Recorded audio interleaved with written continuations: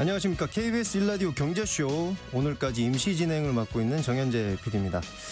그저께 초등학교 3학년인 제 큰아들이 놀이터에서 돌아와서 이런 얘기를 하더라고요.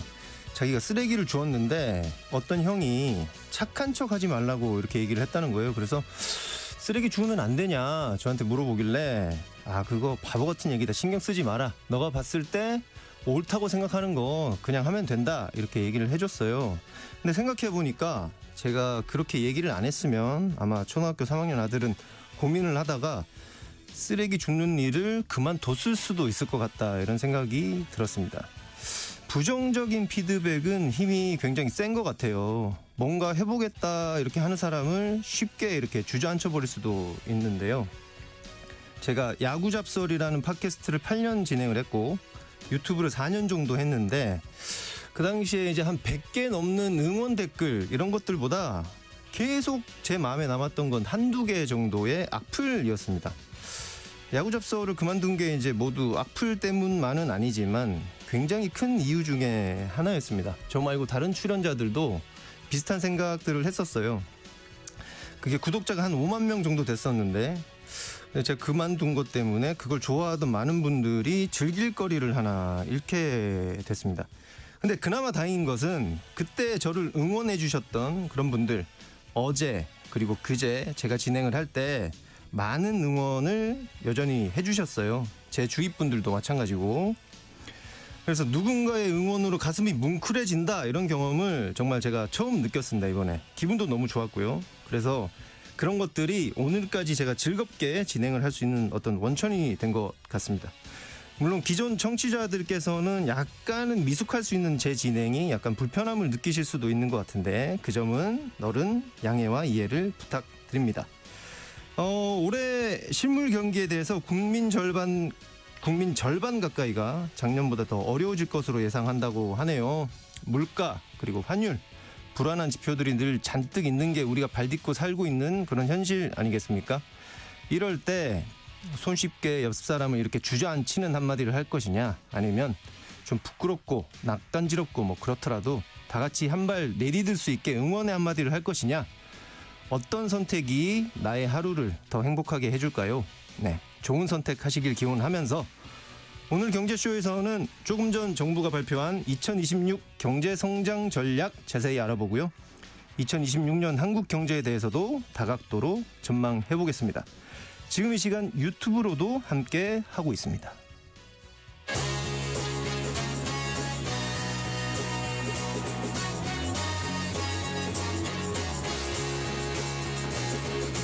경제 시야를 넓혀드립니다.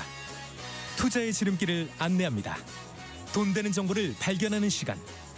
KBS 1라디오 경제쇼. 자, 먼저 오늘 경제 뉴스 정리해 드립니다. 경제 뉴스 브리핑 손서구 경제평론가와 함께합니다. 안녕하십니까? 안녕하세요. 네. 코스피가 어제는 잠깐 쉬었는데 오늘 다시 상승세에 시동을 건 모습입니다. 네, 어제 이제 보합권에서 마무리를 지으면서 하루 좀 숨고르게 들어갔고 오늘은 다시 한번 사상 최고치 경신해 냈습니다. 사실 이제 어제도 뭐 최고치 경신을 했어요. 근데 이제 그 오름폭이 얼마 되지 않았죠. 그래서 올해 첫 거래일이었던 2일부터 따지면 이제 6거래일 연속 최고치 갈아치우고 있는 거고요. 마감 종가 말씀드리면 코스피는 0.75% 오른 4,586.32에 거래를 마쳤습니다. 코스닥은 0.41% 오른 947.91을 기록했습니다. 수급적으로 보면 오늘 외국인의 매도 폭탄이 대단했습니다. 이거를 이제 개인과 기관이 받아내면서 결국 상승 흐름을 만들어낸 날이었는데 기관이 소방수로 나섰어요.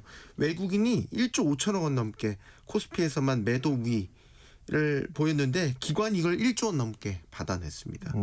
출발은 좋지 않았습니다. 하락세 파란불로 출발을 했는데 역시 코스피에 대한 장기 우상향 이 기대감이 반영이 되면서 점차 낙폭을 줄이더니 오후 들어 상승 전환했고요. 이후에 상승폭을 또 넓혀가는 이런 흐름 나타냈습니다. 오늘 주인공은 반도체가 아니었습니다. 방산주가 주도하는 날이었습니다. 한화가 잘 가더라고요. 네, 보셨군요.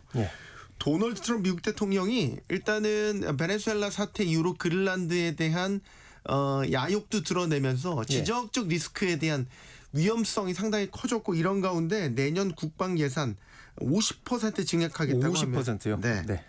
글로벌 방산주들이 일제 여기에 호응을 했고 국내 방산주들도 이 영향을 받으면서 오늘 시장을 이끌었습니다. 네. 아까 한화 말씀하셨으니까 시총 상위주들 중에서는 이제 한화 에어로스페이스가 네. 오늘 10% 넘게 급등하는 모습 네. 보였습니다. 뭐 이 밖에 한화 시스템이라든지 뭐 하나그룹 전반적으로 다 좋았고 현대차와 기아도 오늘 6, 7%대 강세를 보였습니다. 반면에 이제 계속 잘 나갔던 삼성전자는 오늘 강보합, SK하이닉스는 1%대 약세로 마쳤습니다. 네, 좀 전에 외국인들의 매도 폭탄 있었다 하셨는데 네. 그래서인가요? 원달러 환율이 다시 고개를 들고 있습니다. 다시 1,450원대를 넘어섰네요. 네, 일단 오늘 주간 거래 마감가 말씀드리면 전 거래일보다 7.0원이 올라서요. 1,457.6원에 마감했습니다. 네. 작년 연말에 이제 환율이 1,480원대를 넘어서니까 당국이 적극적인 구두 개입, 각종 정책들을 다 쏟아내면서 그 영향으로 환율이 급격히 또 떨어졌었죠. 그러면서 1,430원대까지 훅 떨어졌는데 올해 들어서 이제 슬금슬금 다시 오르더니 이제 지금 종가 기준으로 어제 1,450원 선 넘었고 오늘 더 올라서 이제 1,450원 후반대까지 치고 올라간 거니까 지금 환율 관리에 다시 비상등이 켜진 분위기라고 네. 봐야 되고요. 왜 오를까? 이제 여러 가지 이유가 있겠지만 미시적으로 보면 지금은 달러 강세도 어느 정도 영향을 미쳤다고 봐야 됩니다. 지금 미국 무역 적자 규모가 대폭 줄었어요. 여기 이제 생산성까지 개선되는 모습이 나타나니까 미국 성장에 대한 기대감이 달러 강세를 촉발시켰다. 이거는 결국 환율, 이 원달러 환율 입장에서 원화 약세를 촉발한 원인이 된 거죠. 지금 달러 인덱스를 보면 달러 인덱스가 이제 98.6대에서 98 거의 후반대까지 치고 올라갔습니다. 그러니까 네. 미시적으로 보면 달러 강세가 영향을 준 것 같다. 네. 자, 구윤철 경제부총리도 어제 다시 구두 개입 발언을 하면서 당국의 경계감을 드러냈고요.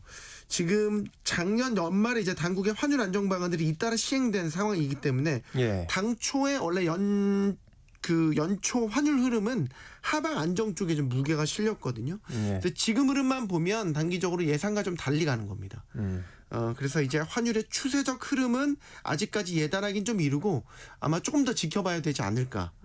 일단 지금 상황에서 그 정도까지 말씀드릴 수 있을 것 같습니다. 네, 뭐 환율이야 뭐 언제나 예측이 다 맞을 수가 없으니까요. 네. 네, 좀 지켜봐야 할 것 같습니다. 반도체 수출이 크게 확대되면서 지난해 11월 경상수지가 역대 최대 수준 기록했다고요? 네, 한국은행이 오늘 국제수지 잠정 통계 발표했는데요. 네. 11월 경상수지 122억 4천만 달러 흑자로 집계됐습니다. 이제 흑자 폭이 전월보다 2배 가까이 증가했거든요. 그래서 역대 11월 기준 최대치인 거고요. 네. 흑자 기조는 지금 31개월 연속. 2000년대 들어서 두 번째로 긴 장기 흑자 추세입니다. 자, 경상수지라는 게 이제 이 국내 거주자들, 해외 거주자들 사이에서 거래가 오가는 모든 것들의 이제 합이잖아요. 네. 뭐 여기는 재화, 뭐 서비스, 소득 이런 것들이 다 포괄되는데 여기서 흑자를 본다는 건 이제 장부상 보면 나가는 것보다 들어오는 게 더 많다. 네. 그러니까 흑자를 보는 거죠. 항목별로 보면 지금 이제 우리가 무역 흑자를 많이 내고 있기 때문에 이 무역이 포함된 상품 수지 흑자 폭이 큽니다. 네. 11월 상품 수지 흑자가 133억 1천만 달러, 역대 4위에 해당하는 규모. 역시 반도체 수출이 호황을 보인 덕분이고 네. 서비스 수지는 27억 3천만 달러 적자. 전월보다는 적자 폭이 죽은 겁니다. 이거는 이제 추석 연휴 기간에 해외여행 가시는 분들이 많기 때문에 네. 이렇게 일시적으로 여행 수지 적자가 확 늘었다가 이게 이제 축소되면서 서비스 수지 적자도 좀 줄었고요. 본원 수지 흑자는 18억 3천만 달러. 요건 이제 증권 그 배당 지급 영향이 좀 반영된 것으로 보이고요. 네. 이제 연간 경상수지 흑자 11월까지 누적 흑자는 1,018억 1,600만 달러. 이미 이제 그 전에 2024년 흑자 폭을 넘어선 상태고요. 네. 그래서 이제 작년 2025년 연간 경상수지 흑자 규모는 1,150억 달러 정도 수준으로 예상이 되고 역대 최대치를 기록할 것으로 예상됩니다. 예, 역대 최대치의 수출. 흑자폭. 흑자죠. 네. 흑자죠. 이게 실생활에 좀 피부에 와닿으면 좋겠는데 2006년에는 좀 와닿았으면 하는 그런 희망이 있습니다. 네. 좀 전에 그런 희망을 담아서 정부가 새해 경제 성장 전략 2026 경제 성장 전략을 담은 청사진을 발표를 했죠. 좀 네. 정리를 좀 해주십시오. 예, 이게 이제 여러 의미가 있어요. 이제 2026년 경제 성장 전략인데 일단 정부 입장에서 보면 우리 이제 기획재정부가 이번에 이제 분리됐죠. 재정경제부와 기획예산처. 그래서 새롭게 출범한 재정경제부가 이제 내놓은 첫 번째 경제 로드맵이다. 그렇군요. 네, 그래서 이제 전체적인 목표 2026년 우리 경제의 목표는 이거다라는 건 일단 성장률 2% 회복하자.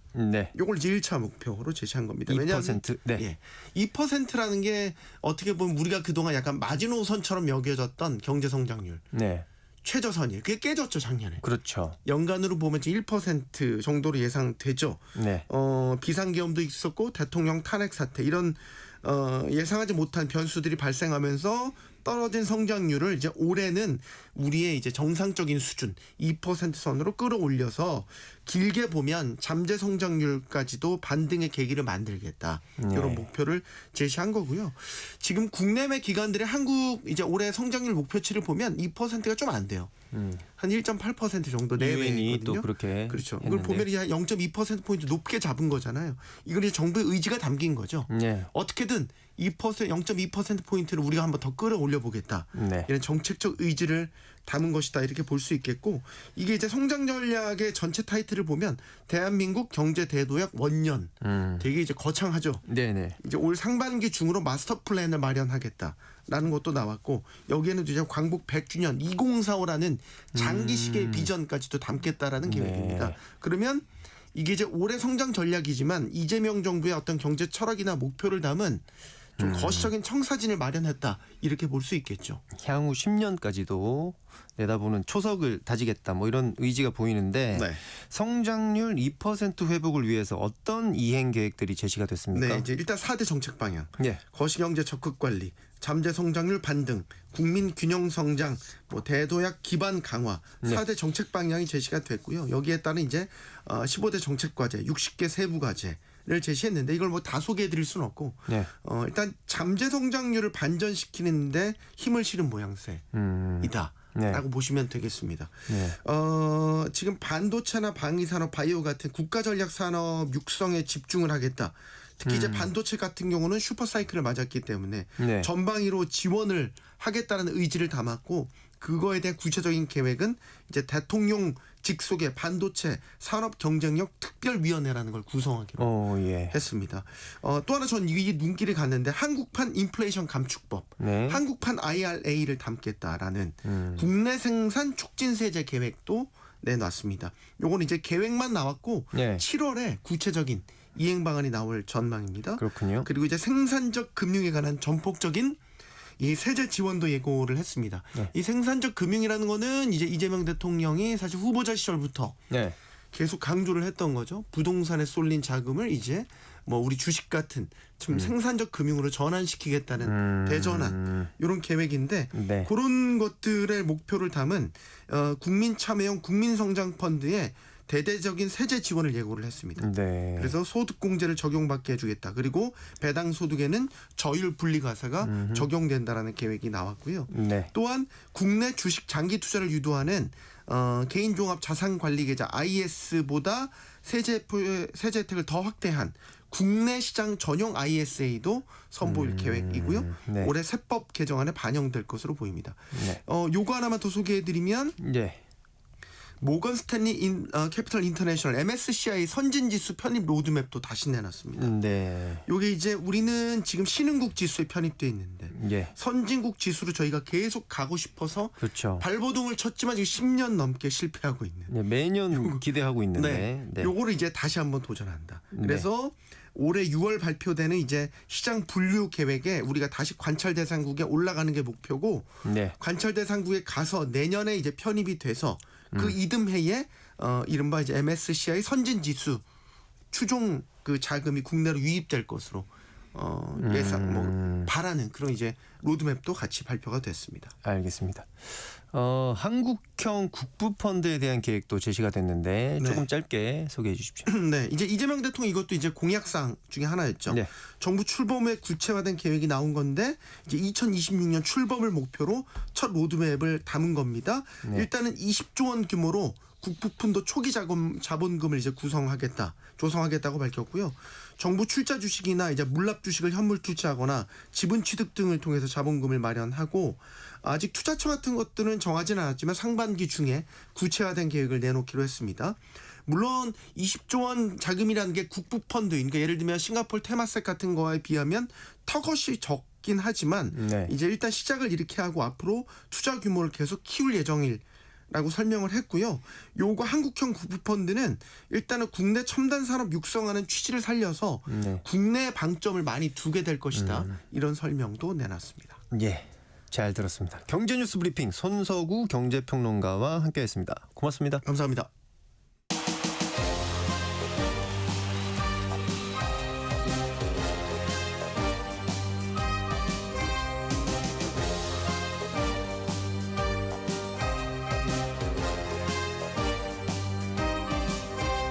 경제를 알아야 세상이 읽힙니다.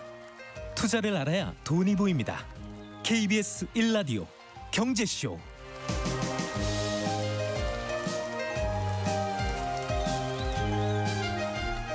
(2026년도) 세계 경제가 2.7% 성장할 것으로 전망된다고 유엔이 밝혔죠. 우리나라 올해 경제 성장률은 1.8%로 전망했었는데요.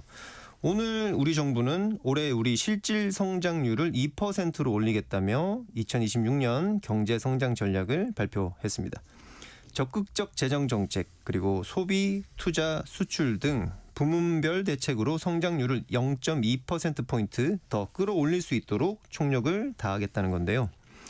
오늘은 정부의 청사진대로 긍정적으로만 봐도 되는 것인지 아니면 정부가 발표한 2026년 경제성장 전략과 함께 한국 경제를 위협하는 리스크가 있는지 무엇인지 자세히 한번 짚어보겠습니다.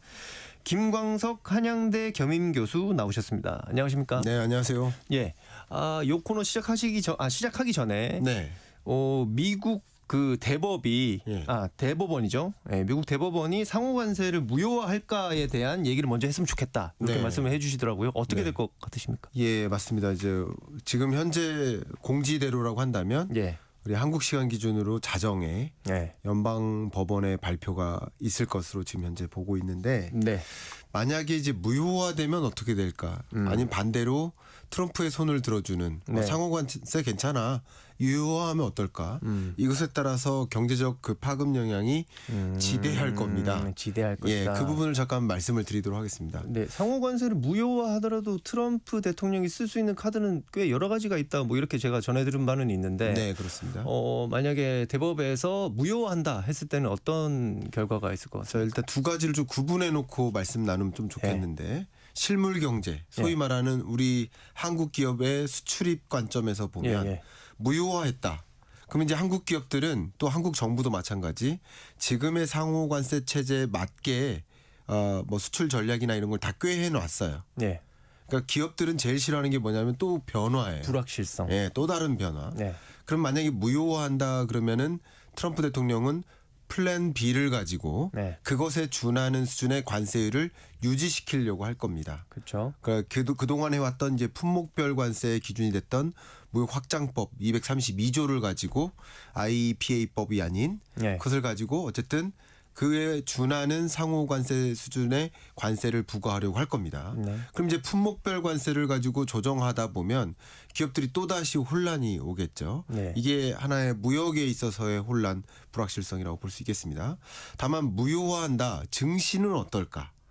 혹은 세계 금융시장은 어떨까? 네. 이 부분에 이제 문제가 있어요. 네. 첫 번째는 그러면 소급 적용한다. 예. 그러면 상호 관세를 부과했었던 것을 다 돌려줘야 된다. 네. 그럼 상호 관세를 그동안 누가 냈을까요? 미국민들이 예, 냈다고 봐야죠. 수입업체들이 낸 거죠. 예, 수입업체. 근데 물론 그 수입업체도 만약에 우리나라의 기업이다 그러면 네. 현대차가 한국에도 있고 네. 미국의 수입업체 법인이 있어요. 미국 지사가 있어요. 네. 그러니까 그 수입업체가 내는 거죠.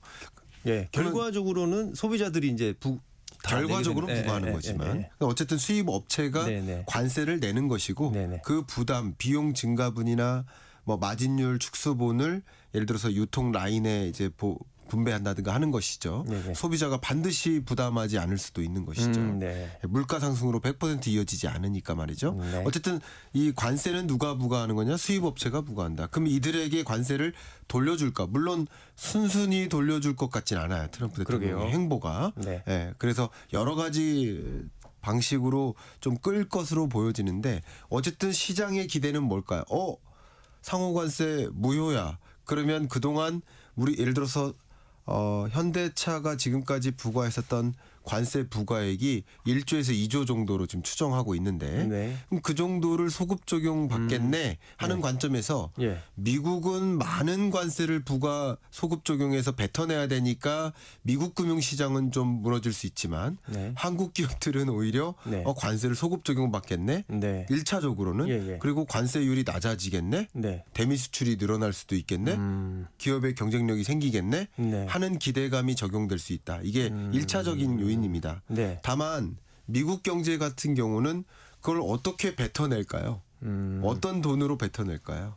그럼 트럼프 대통령은 분명 네.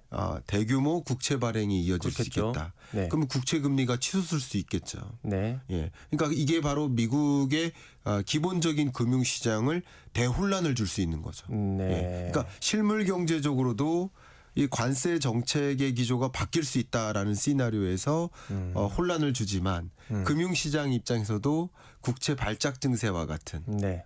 이런 현상이 있으니까 또 증시가 조정되고 하는 일이 있을 수 있고 다만 1차원적으로는 국내 증시는 오히려 관세 소급 적용받으면서 돈을 돌려받거나 네. 수출 기회가 있겠네라는 것이 일시적으로 지금 말씀드렸던 이 금융시장의 영향은 일시적인 요인입니다. 그런데 재밌는 것은 네. 이렇게 했을 때 예. 과연 트럼프 대통령이 가만히 있지 않겠다라는 네. 생각 때문에 네. 이 일시적으로 영향을 받고 중장기적으로는 또 다른 플랜 B나 플랜 C를 동원해서 네. 더 무역 시장이나 이런 게 더 혼란을 가져올 수도 있겠다. 장기적으로 봤을 그렇죠. 때는 네. 그러니까 일시적으로는 한국의 주가가 이렇게 급등하는 일이 있을 수 있겠습니다만 그건 굉장히 일시적인 일이고 네. 구조적으로 우리 시장에서 다시 재해석할 겁니다. 플랜 B를 마련해서 또 우리 기업들이 더 큰 압박을 받겠네. 네. 없었던 그런 품목별 관세 뭐 이런 것을 짐을 또 받겠네.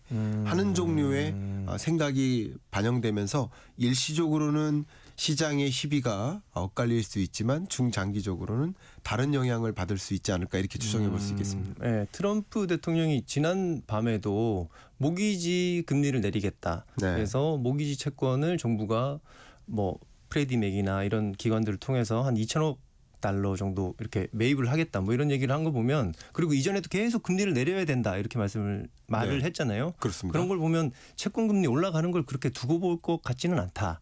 이런 네. 생각이 바로 또 저도 투자자 그렇죠. 입장에서 드네요. 네, 맞는 말씀이십니다. 네. 그래서 아마도 차기 연준 의장 지명을 좀 빠른 속도로 이렇게 발표한다든가 네. 그럼 차기 연준 의장이 갖고 올 카드가 예. 뭐 대규모 금리 인하나 양적 완화나 네네. 이게 실제 단행될 시점은 아직 남았지만 파월 네. 연준 의장의 임기가 5월까지니까요. 네. 그렇지만 이 신임 연준 의장이 지명됨에 따라서 그런 기대감이 작용되면 또 시장을 또 재해석하게 만들 수 있겠죠. 네. 네, 그런 부분에 대한 관심이 쏠리고 또 두 번째로 여러분들이 많이 궁금해하시는 것은 그럼 한미 간의 무역 협상, 예. 한미 말고도 뭐 일본이 미국과 했던 무역 협상, EU가 했던 무역 협상 이거 재조정될까에 대한 관심도 굉장히 많거든요. 그러니까 이런 부분들이 또 다른 불확실성을 키우는 요인이 될 것이다 이렇게 네. 그림 그려볼 수 있겠습니다. 오늘 밤 우리 시간으로 자정에 발표가 되는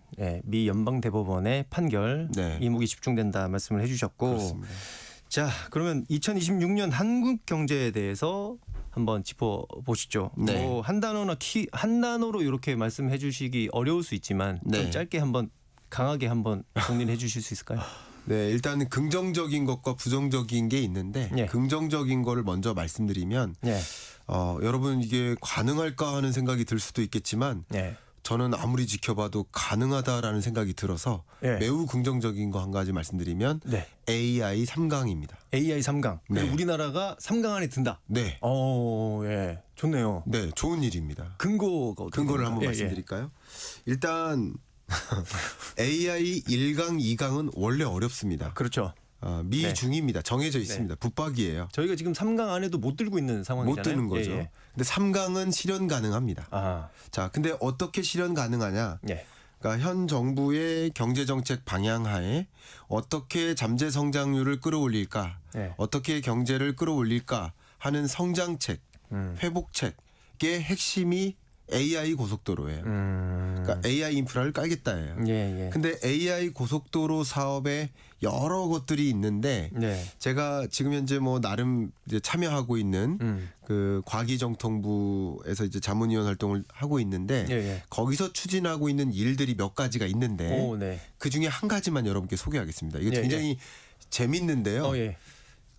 아마 그 오디션 프로그램 많이 보셨을 겁니다. 네, 예. 뭐 여러 뭐 많죠. 우리나라 노래 오디션 프로그램 예. 마치 그런 것처럼 두 개의 최강 기업을 선정하는 작업을 합니다. 두 개. 예, 근데 오디션 프로그램처럼 합니다. 일단은 어떤 기업을 두 개를 선정하면 예. 그 기업에게 R&D 예산을 집중적으로 제공하거나 네. 그 기업이 필요로 하는 뭐 GPU를 공급받는다거나 AI 인재를 적극적으로 지원받는 그런 어떻게 우리 AI 초거대 모델을 만들겠다라는 만들 수 있다라는 예. 그 계획과 그런 청사진을 제안하는 기업에게 근데 지금 AI 관련해서 두 개의 기업 하니까 딱 머릿속에 가장 큰 회사 두 개가 떠오르는데 그런 기업은 아닌가 봐요. 그런 기업일 가능성이 있는데 예, 있군요. 현재 그 기업을 예. 선정하기 위해서 네. 대모집을 했어요. 1차. 예. 대모집을 했고 대모집 끝에 어쨌든 5개 기업으로 한정을 했습니다. 말씀해 주실 수 있나요? 해드릴 수 있습니다. 예. 그리고 그 5개 기업 중에 네. 이게 다 컨소시엄이에요. 예. SK텔레콤 컨소시엄이 있고 저는 개인적으로는 네. SK텔레콤 컨소시엄이 여러 가지 면에서 다 갖추고 있다라고 평가를 하고는 있는데 예. 그 SK텔레콤 컨소시엄이 있고 네. 네이버 컨소시엄이 있고 네. 또 LG AI 리서치의 컨소시엄이 있고 네. 두 개의 중견 기업이라고 할까요? 컨소시엄들이 있습니다. 네. 그럼 이제 5개 기업이 선정이 먼저 됐고 네.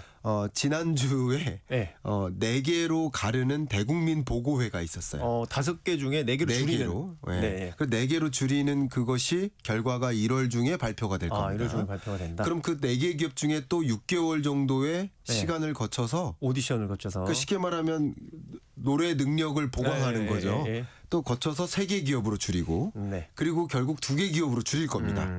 이렇게 하면서 우리가 대국민 보고를 통해서 계속 경과를 지켜볼 텐데 네. 예를 들면 SK텔레콤의 컨소시엄 같은 경우는 네. 초거대 AI 모델로서 그러니까 AI 모델의 경쟁력을 보통 논할 때 네, 예. 매개 변수가 몇 개냐로 보통 판단하는데 네네. 5천억 개의 매개 변수를 가지고 5천억 개. 초고대 모델을 네. 지금 제시하고 있는데 네. 이 초고대 AI 모델은요 심지어 네. 정말 말 그대로 1, 2강 다음 3강입니다. 그리고 이제 SK 그룹을 놓고 보면 네. 또 AI 인프라를 깔기 위한 HBM 네. 그리고 GPU는 조달받기로 이미 되어 있죠. 예. SK 그룹이 네. 5만 장. 그리고 역시 이 컨소시엄과 함께 초고대 AI 모델링 네. 또 서울대학교와 카이스트가 또 포함이 됩니다. 이 컨소시엄 안에는. 네네네. 그리고 이들이 AI 서비스를 어떻게 공급할 것까지. 그러니까 네. 이런 것들을 바탕으로 해서 AI 3강 체제에 갈 여지가 충분히 있어 보인다라고 저는 의견 드리고 싶습니다. 네. 부정적인 것도 한 가지 말씀해 주신다고 네. 하지 않나요? 짧게 좀 부탁드립니다. 제가 생각하는 네. 가장 부정적인 이야기는 물론 이 상호관세에 대한 판결 결과에 따라서 네. 무역 협상이 재조정될지는 알 수 없으나 네. 지금 현재 약속한 것을 기준으로 보면 3억 5천만 달러를 3억 5천억 달러를 우리는 미국에 3억 5천만 달러. 3억 5천만 달러를 예, 예. 투자를 해야 됩니다. 네, 그런 그렇죠. 과정에서 기업들이 국내 투자를 적극적으로 단행할 수가 없어요. 그래서 그렇겠네요. 국내 설비 투자가 위축되고 그게 결과적으로 거시경제적으로 내수 경기를 더 억누르는 네. 역할을 할 수 있습니다. 이런 부분이 우리 경제에 가장 걱정이 되는 부분 아닌가 의견을 드리고 그렇겠네요. 싶습니다. 아까 흑자가 뭐 최고다 뭐 이런 뉴스가 나왔음에도 불구하고 내수가 좀 더 살려면은 정부의 대책이 좀 더 있었으면 좋겠다 이런 게 저 같은 평범한 네, 사람의 네. 어떤 소망입니다. 질문을 많이 준비를 했는데 빨리 한번 넘어가 보시죠. 환율 얘기를 안 할 수가 없을 것 같아요. 네. 오늘 또 아까 짚어봤지만 1,457원까지 올랐다고 하는데 환율은 올해 어떻게 될 거라고 보십니까? 네. 뭐 많은 분들이 이제 환율에 대한 질문을 받을 때 네. 뭐 어떤 의견들을 제시할 텐데요. 네.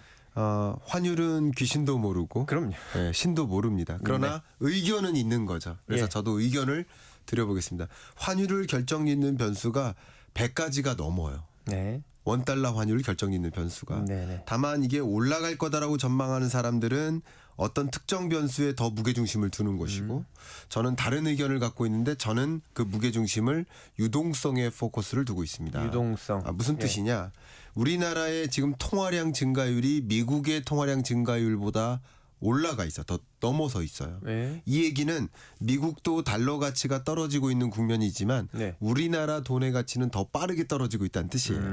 그리고 역시 금리의 레벨도 마찬가지. 우리나라의 금리가 더 미국보다 낮죠. 낮아요. 네. 그러니까 이것은 우리나라의 돈의 가치가 상대적으로 더 떨어지고 있다라는 것을 보여주는 특징들이에요.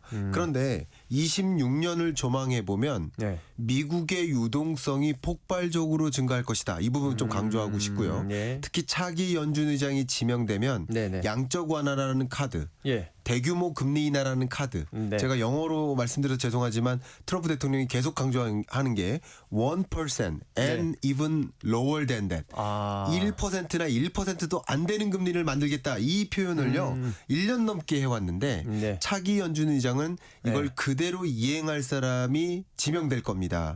그러면 미국의 금리 인하 속도만큼 빠른 나라가 26년에는 없을 겁니다. 미국의 유동성 공급 속도, 통화량 증가 속도가 더 빠른 나라는 없을 겁니다. 특히 26년을 결정질 굉장히 중요한 변수가 스테이블 코인의 발효인데요. 네. 스테이블 코인 이 법제도가 발효되는 순간 스테이블 코인이 더 적극적으로 발행되고 더 많은 미국 단기 국채를 매입해주는 장치가 적용될 것이고 그리고 차기 연준 의장은 양적 완화라는 카드까지 꺼내들면서 쉽게 말하면 연준은 장기 국채 그리고 스테이블 코인은 단기 국채를 매입해주는 장치로서 작용하다 보니까 그래서 이 부분에 포커스를 둔다면 미국의 금리 인하가 굉장히 빨라서 한국의 금리 수준보다 더 낮아질 것으로 전 전제하고요. 네. 그리고 통화량 증가율도 한국보다 더 우리나라도 통화량 증가율이 높은 수준을 유지할 것이라고 가정하지만 미국의 통화량 증가율이 더 빨라질 것이다라고 저는 의견을 드리고 싶습니다. 그런 면에서 네. 환율이 1,350원에서 1,400원 사이에 안착되지 않을까. 26년 끝자락에 그렇다라는 거죠. 안착할 수도 있다. 네, 그 그렇게 의견을. 저는 전제를 네. 전망하고 있습니다. 네, 알겠습니다. 근데 이게 지금 당장은 약간의 고환율이잖아요. 그럼요. 그래서 예. 물가 상승을 부를 수밖에 없는데 그렇습니다. 고환율 대책 그러니까 뭐 정부에서도 내겠지만 물가에 대한 대책 아까 필요한 것 같다고 제가 말씀드린 적이 그렇습니다. 있는데 우리 정부에서 이런 대책을 내놓을 수 있을까요? 네. 저는 이 부분에 대해서는 좀 안타까운 생각을 좀 갖고 있습니다. 정부가 지금 이 고환율이 유지되고 있는 배경에 대한 상황 인식을 어떻게 하고 있나. 네. 지금까지 뭐 환율 안정 대책들을 마련한 경과를 보면 크게 환율에 영향을 미치는 변수의 덩어리를 이 수급 여건, 네. 달러의 수요가 폭발해요 우리나라에서. 그럼 달러 가치가 올라가는 거죠. 이 수급 여건 그리고 한 가지가 이 통화량을 비롯한 이 구조적인 요건 이렇게 두 가지로 구분할 수 있는데 네. 한국은행과 기재부와 같은 외환 당국은 아직까지 수급 여건에 치중하고 있다. 그래서 예를 들면 개인 투자자가 왜 해외 투자 비중을 늘리느냐라는 문제 제기를 한다든가 네. 국민연금이 해외 투자 비중을 늘린다든가 네. 이 수급을 조절하는 장치로서 그러지 말아달라는 요구를 하는 것 이런 것들이라든가 네. 또 외환 당국이 또 외환 시장에 개입하는 개입 네. 규모를 본다든가 이런 것을 보면 수급 여건을 통제하는 일이에요.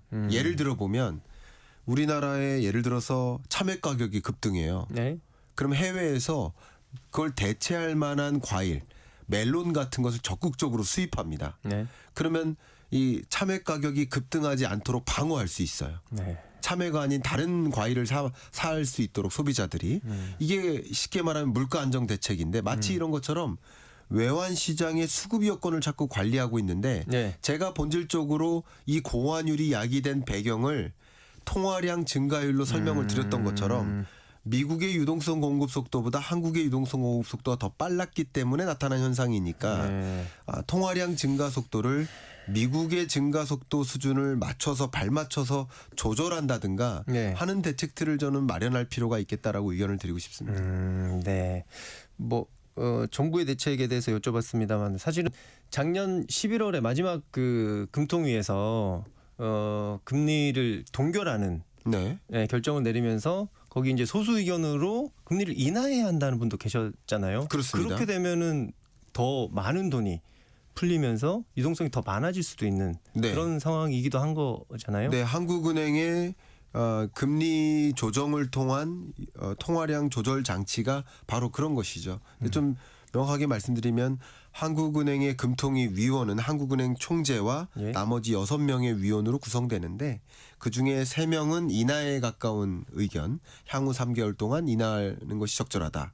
한 번은 그리고 나머지 3명은 동결하는 것이 적절하다라는 갈려진 의견을 좀 갖고 있었는데 네. 뭐 아마도 금리 인하의 필요성을 제기하는 위원들은 환율이 그래도 안정되지 않겠느냐. 아까 제가 여러분께 설명드렸었던 것처럼 네. 그런 요인으로 안정되는 흐름이 있지 않겠느냐. 그럼 네. 안정되는 흐름이라고 한다면 우리 한국 경제에 너무나 내수 경기가 침체되어 있으니까 내수 경기 침체를 이제 보완하기 위한 완화적 통화 정책으로의 이행이 필요하다라는 입장으로 해석을 해볼 수가 있을 것 같습니다. 네. 조금 넘어가서 이제 수출 얘기를 좀 해봤으면 좋겠습니다. 네. 지난해 사상 처음으로 7천억 달러를 돌파한 수출인데요. 네. 특히 반도체 부문을 정부가 적극 지원하겠다고 이번에 발표를 했는데 네. 올해도 수출이 그 정도 아니면 그보다 더 이렇게 될 수 있다고 전망을 하시나요? 올해도 수출 증가율이 뭐 상당했고요. 예. 결국 우리나라 전체 수출 품목 중에 작년에. 예, 네. 작년에 그러니까 지금도 마찬가지지만 1위부터 한 20위까지를 나열하면 네. 20개의 주력 수출 품목이 우리나라 전체 수출액에서 70% 이상 차지합니다. 그러니까 20대 주력 수출 품목이 어떤 이냐. 네. 그게 우리나라의 수출을 좌지우지한다. 근데 20개 주력 수출 품목 중에서 단연 1위가 반도체고 예. 그리고 자동차 부품 이런 것들입니다. 결과적으로 주력 수출 품목의 수출 여건을 개선해서 또 수출을 또 장려하는 이런 대책들을 마련해서 수출 규모를 늘리자라는 이런 방식인 건데 네. 그것은 수출 규모를 유지하는 그리고 수출을 더 확대하는 그런 전력일 수는 있다. 그러나 안타까운 것은 네. 반도체와 자동차 부품 그리고 몇몇 주력 수출 품목을 제외한 나머지 수출은 사실 늘지도 않았습니다. 그러니까요. 그리고 네. 25년을 가리켜서 반도체 수출이 왜 이렇게 늘었느냐? 수출 물량이 는 게 아닙니다. 가격이 올랐다. 가격이 올라서입니다. 네. 왜 가격이 올랐을까요? 세계적으로 AI에 투자하다 보니까 AI 인프라에 투자해요. 네. 세계적으로 데이터 센터를 확대 건립합니다. 지금 오늘 이 기준으로 데이터 센터가 1,450여 개 정도 되는데 굉장히 빠른 속도로 한 30개 정도씩 매일 늘어나고 있어요. 세계적으로. 매일 30개가. 예, 대략. 그 언론에 잘못 나 있습니다. 언론에는 지금 사흘에 하나꼴로 늘어난다는 식으로 나와 있는데 아닙니다. 데이터 센터가 굉장히 빠른 속도로 늘어나고 있습니다. 그러다 보니까 세계적으로 데이터 센터를 구성하는 핵심이 뭡니까? 반도체예요. 그렇죠. GPU, HBM, 네. DRAM 반도체입니다. 그러니까 반도체 수요가 폭발적으로 늘어나면서 네. 그만큼 충분한 공급 능력은 없으니까 가격이 상승하는 겁니다. 가격이 뭐 한 달 동안 3배 오르고 그랬잖아요. 네. 그러니까 당연히 반도체 수출 가격이 오른 거죠. 수출액이 늘은 거죠. 네. 양이 는 게 아니에요. 근데 26년 들어서 이 캐펙스 투자가 그만큼 유지될까? 25년만큼 그렇게 보는 사람은 거의 없습니다. 그러니까 25년에는 인프라에 많이 투자하고 네. 26년에는 그 투자된 인프라를 활용하는 영역. 이걸 열매를 피지컬 따먹겠다. AI라고 하죠. 예. 이 영역에 대한 관심이 집중돼요. 네. 그러니까 그만큼 추가적인 데이터 AI 인프라가 투자가 이어질까? 네. 그러면 반도체 가격이 떨어질 수도 있는데 네. 그러면 떨어질 가능성이 높다고 봅니다. 올해의 증가세가 유지되기는 어렵다고 봅니다. 그러니까 가격 상승의 둔화가 이어진다. 가격이 떨어진다기보다는 네, 그런 흐름이 이어진다면 수출 증가세가 유지되기 어렵거든요.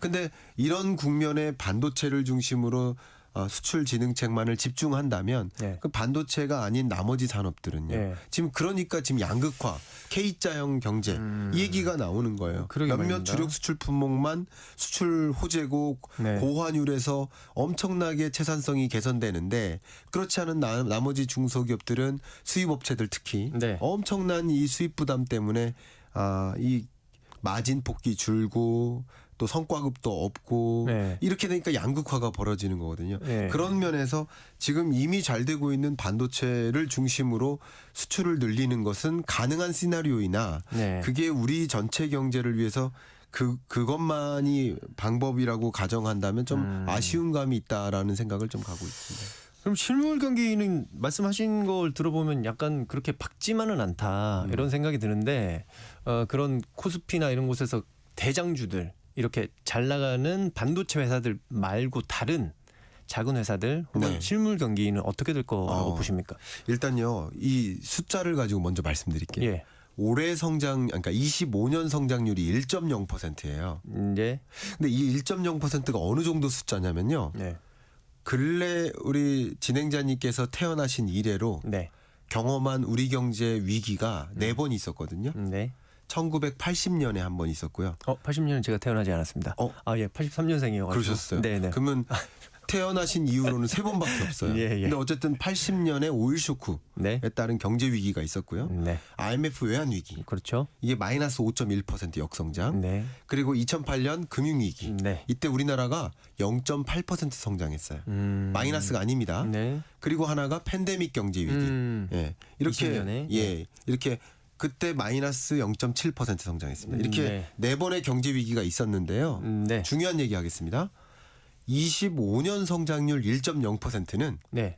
이 네 번을 제외하면 가장 낮은 성장률이에요. 그러네요. 예. 네. 그리고 굳이 따지면 글로벌 금융위기 때 2008년 그때랑 매우 유사한 성장률인 겁니다. 그러니까 제가 말씀드리는 네. 26년 성장률이 네. 2.0%라고 하더라도 네.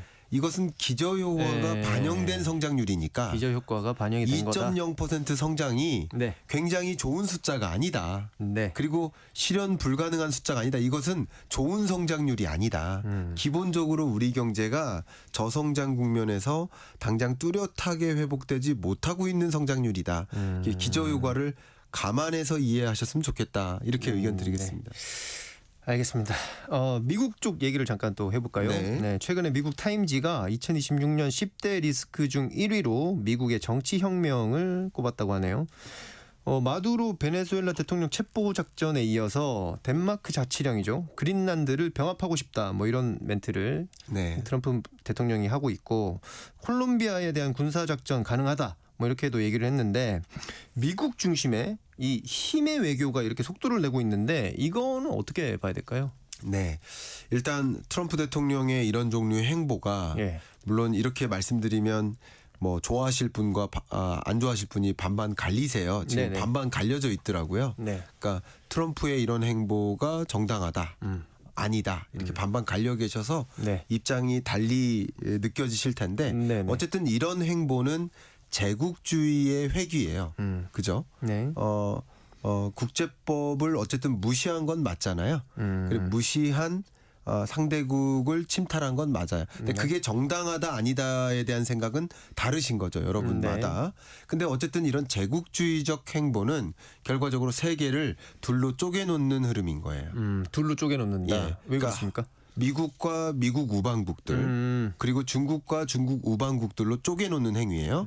사실 지금 이렇게 예를 들어서 뭐 베네수엘라뿐만 아니라 옆에 있는 콜롬비아나 쿠바나 네. 멕시코나 이런 나라들은 네. 이미 중국이 상당 부분 특히 석유 정유 산업에 이미 침투해서 상당 부분 중국이 여기서 베네핏을 가져오고 있는 국면에 해당되는 나라들인 거예요. 네. 근데 그것을 미국이 침투한다라는 것은 중국이 예를 들어서 차관을 해줬고 베네수엘라가 원유를 값싸게 제공해 주는 것으로 차관을 갚는 방식으로 지금 비즈니스가 이루어지고 있었는데 네. 그럼 미국이 이걸 통제한다 그런 것은 중국이 그 뭔가의 베네핏을 못 가져가게 그렇죠. 막는 장치예요. 네. 그러니까 결과적으로 이런 행보는 중국, 뭐 북한, 러시아 이런 진영과 또 인도를 포함한 브릭스 진영들 네. 이런 지형들을 더 똘똘 뭉치게 만드는 네. 그런 모습인 거고 또 역시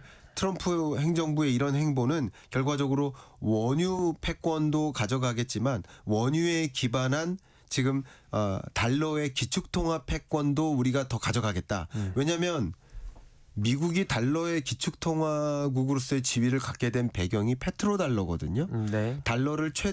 원유를 최대 수입하던 미국이 네. 원유만큼은 달러로 결제하라라고 하면서 지금의 페트로달러 체제가 만들어졌는데 이미 미국은 원유 최대 생산국이 됐어요. 네. 그리고 순수출국이 됐습니다. 4년 전부터. 그리고 최대 원유 수입국은 중국이 되면서 중국이 오히려 페트로 위안을 주장하고 있어요. 그러니까 이게 뭐냐면 에너지 패권 전쟁이면서 통화 패권 전쟁이고 동시에 하나가 또 뭐 있냐면 방금까지 AI 이야기를 했잖아요. 예. 그럼 데이터 센터를 많이 보급하는데 데이터 센터 하나가 우리나라 각세종을 예를 들면 인구 100만 도시의 전력량을 더 넘어서 수요해요. 네. 고양시의 가정전력. 이게 뭐냐면 지금 전력을 생산하려면 뭐가 필요해요? 화력 발전이 필요해요. 발전이 아직까지도. 필요하다. 예. 전기가 뭐냐면 필요- 원자력 발전, 화력 발전, 재생에너지 이런 것들이 주인데 네. 아직까지도 지금 생산되고 있는 전력량의 가장 많은 비중은 화력 발전이에요. 그럼 뭐가 필요해요?